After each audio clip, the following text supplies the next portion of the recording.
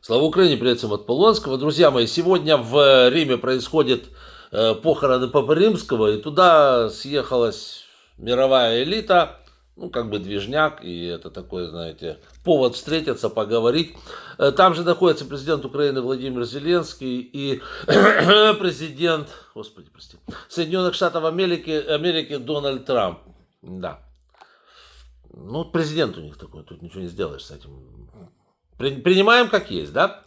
Вот, значит, с утра они уже, перед похоронами они уже встречались, имели определенные переговоры. Надо сказать, что Трамп сейчас шантажирует Украину по полной, тем, что оставит без поддержки, тем, что наплюет на Будапештский меморандум. Ну, он давно на него наплевал, тут уже такое дело. Вот. Ну, я лично расцениваю вот эти встречи с Зеленским как шантаж. Шантаж Зеленского, шантаж Украины. Это мое личное мнение. Вот. Но я думаю, почему-то я думаю, что я прав. Да. Ничего хорошего от этого не ожидаю, но посмотрим. Дай бог, чтобы я ошибался, конечно. Такое. Надо сказать, что после церемонии похорон президент Украины встретится с этим товарищем еще раз. Будут говорить на ту же самую тему. Вот. И если тут немножечко вспомнить, друзья мои, то CNN вспомнила, во всяком случае. Медиахолдинг CNN посчитал, сколько раз Трамп говорил, что он закончит войну в Украине за 24 часа. Он это говорил 53 раза. 53 раза в публичных выступлениях. Сколько он это раз говорил в частных там, беседах, это мы даже не будем трогать. В публичных выступлениях они просто пересчитали, сколько раз он говорил, сколько раз это засняли и, значит, завесили целый список этих моментов. Я их, кстати, тоже на телеграм-канале завесил. Какого числа, в каком месте он это говорил. Вот. А сейчас он, знаете, что говорит? Он говорит, что он пошутил насчет того, что, значит, он закончит войну в Украине за 24 часа. Причем, если кто-то помнит, он говорил, что мало того, что за 24 часа, еще до вступления в должность. Помните такое? Да. Вот. Ну вот, он говорит, что он пошутил. Ну, скажем так, если он как стендап-комик выступал, то, конечно, 53 или 54 раза повторять одну и ту же шутку, это как-то, ну, не очень, да, камильфо. А если он выступал в роли будущего президента, то тем паче не смешно, потому что 53 раза повторить какую-то мантру, а потом сказать, что ты пошутил. Хороший президент, ничего не скажешь. Да, очень замечательный просто. Вот, у меня, кстати, я еще тут один момент такой вспомнил, очень интересный. А помните, был такой решительный, такой настойчивый, полной решительности, с глаз, значит, искры летели. Такой президент Трамп был мощный, решительный, который сказал, что, значит, если Хамас, по-моему, уже месяца полтора назад не отпустит к субботе, к 12 часам всех заложников, вообще всех, да, то он с Хамаса сделает котлету. Ну, фигурально котлету, будут страшные последствия, и там просто мокрое место останется от Хамаса. Я хочу спросить, вот уже те 12 часов прошли полтора месяца назад. Вот, и так я хочу спросить, а от Хамаса что-то там осталось или вообще он форшмак его Трамп превратил? Я даже не знаю. И заложники же, конечно же, все освобождены, да? А что нет? Странно, смотрите, это ж Трамп сказал, что он так сделает, а видите как.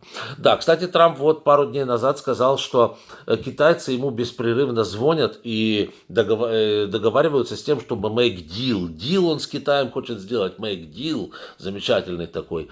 Вот, просто китайцы чуть не на коленях стоят. Я не люблю Китай, но это то, что Трамп сказал. Мне приходится это как бы оценивать. То, что... А китайцы ответили сразу же, официально ответили, что никто ему официально никуда не звонил. Как-то очень интересно получается, да? Никто никуда не звонил официально. Вот. А Трамп с кем-то ведет переговоры. Наверняка с каким-то лыжным инструктором из Шанхая, да. Ну, по-другому я это даже объяснить не хочу. Не могу, я просто не в состоянии это все дело объяснить по-другому. Вот. Но вот как-то так это все выглядит, короче говоря. Да, интересно, тут написал Чак Грассли, временный председатель Сената США от республиканской партии, призвал президента Трампа ужесточить санкции в отношении президента России Владимира Путина, заявив, что есть явные доказательства того, что он играет с Америкой как с марионеткой. Ну, конечно же, играет, конечно же, как с марионеткой. Тут я не могу не поспорить с уважаемым Чаком Грасли. Хочу только спросить, а как вы все за этого товарища проголосовали, что он сейчас вот довел Америку до того, что она является марионеткой Путина. При этом ВВП России раз в 10 меньше американского. Чтобы вы понимали, на сегодняшний день штат Калифорния, кстати, глубоко демократический штат, вышел на 4-е место в мире по ВВП. Штат Калифорния, еще раз говорю, вот эти демократы там находятся, такие вредные, плохие. Я не хочу вмешиваться в украинскую, в американскую политику. Но как-то интересно получается, что вот такой вот, как они говорят, демократическая помойка и т.д. и т.п. Окей, хорошо, может быть. Но они, значит, обогнали Японию по ВВП. Так, на секундочку. Имея население, я так понимаю, меньше, чем в Японии. Намного. А по ВВП больше. А японцы так много работают. Упс. А Калифорния больше и лучше. Да. И, кстати, вот насчет Калифорнии еще, да, там сейчас происходит сбор подписей за вынесение на референдум, значит, вопроса о отделении от Соединенных Штатов Америки. Такое невероятная абсолютно вещь. Я не знаю, произойдет это, не произойдет, соберут подписи, не соберут. Не хочу в это вмешиваться, опять не мое дело. Но тут другой вопрос. Не будь, как Трамп говорит, если бы я был президентом, этой войны не было бы. Не будь Трамп президентом, вот такого даже вопроса в головах у калифорнийцев в принципе не было бы. Вот этот даже сам опрос, он вот сейчас выносить, не выносить такое обсуждение на какой-то там референдум, да, не существовало бы. Но просто люди не хотят жить вот в одной стране вот с этим. И самое главное, с теми, кто за него голосовал, ведь за него же голосовали какие-то люди, да. Вот. А с ними сейчас не хотят жить в одной стране, потому что вот как-то так, да. Ну, это просто жуть на самом деле.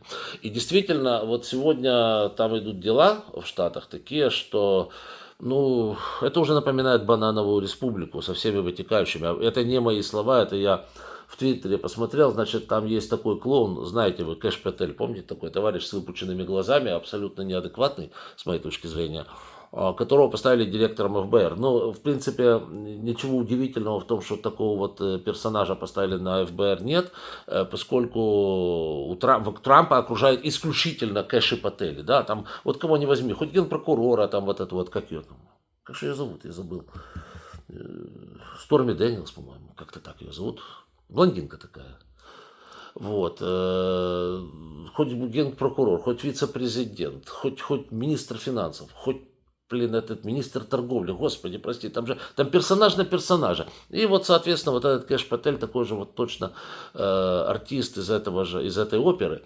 Да, и он, значит, опубликовал фотографию такую, с таким счастьем.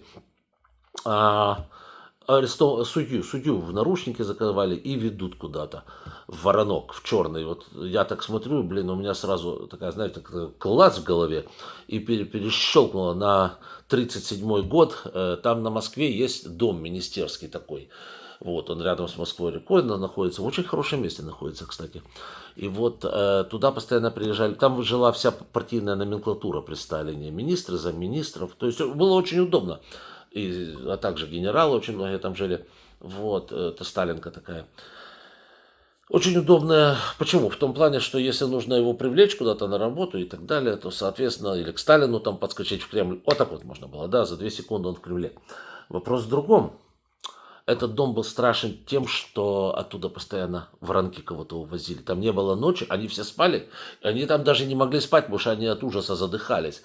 Потому что они слушали в подъезде, если топает кто-то по ступенькам, никаких ли двери, потому что люди исчезали, замминистры, командиры корпусов исчезали просто.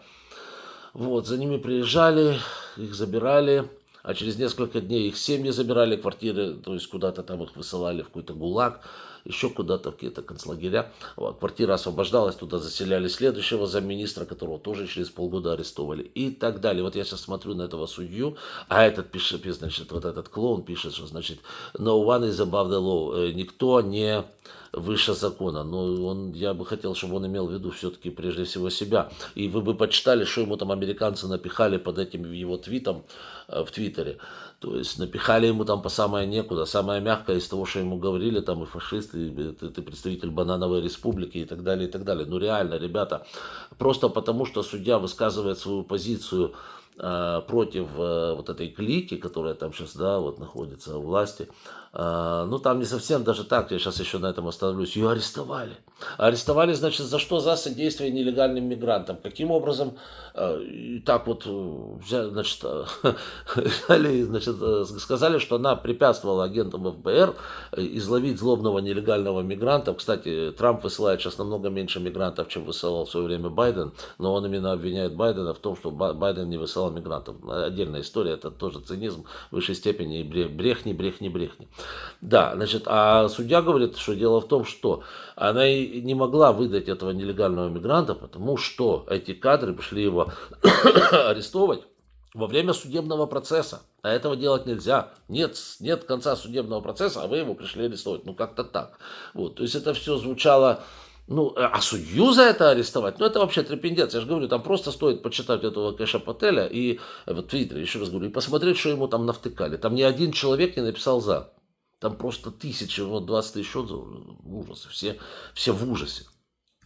Все в ужасе, потому что только в банановой реальной республике могут арестовывать судью за то, что она делает что-то, что не нравится верховному бананоправителю, да? Ну, вот сегодняшняя Америка как-то... Ну, просто нет слов, честно говоря. Это страна, которая в свое время была не то что, но да, образцом своего рода, образцом для подражания.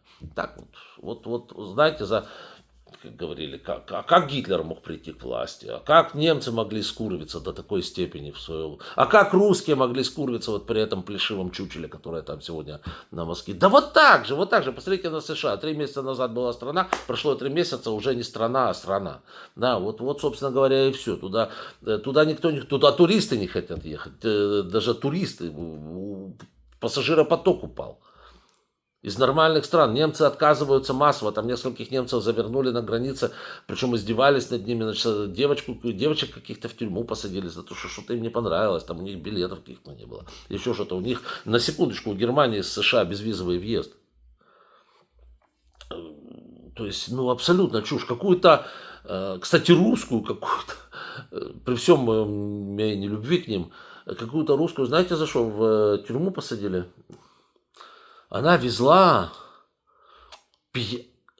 она какой-то кандидат наук или доктор наук, что-то такое, везла в свою лабораторию в США, в которой она имеет грин-карту, пиявок. Нет, не пиявок. Личинок, по-моему, пиявок для каких-то лабораторных исследований. Ее за это, она не знала, что, видимо, эти личинки нельзя провозить. Ее посадили в тюрьму. Ну и так далее, и так далее. А, значит, это ж один случай, второй, третий, пятый, 10, 158. И люди перестали туда покупать билеты, потому что, ну, ты купишь себе билет, поедешь туда в отпуск. Вы же видите, что творится, да? И тебя просто вместо отпуска посадят в какую-то тюрьму, еще в Эль-Сальвадор, может, вышлют, черт его знает. Вот. И как результат ты можешь просто оказаться вместо тюрьмы, как говорится, и хорошего отдыха, можешь в результате оказаться где-то, я не знаю где. Вот. Ну и люди, значит, отказываются от поездок в США. Рухнет туристическая отрасль, уже начала падать.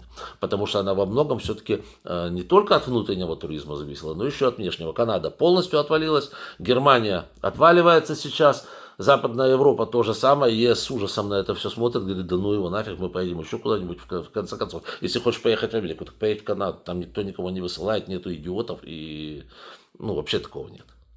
Вот, ну и тут вообще, да, значит, верх идиотизма, который я вам сейчас хочу рассказать, это просто, да, тут читаю,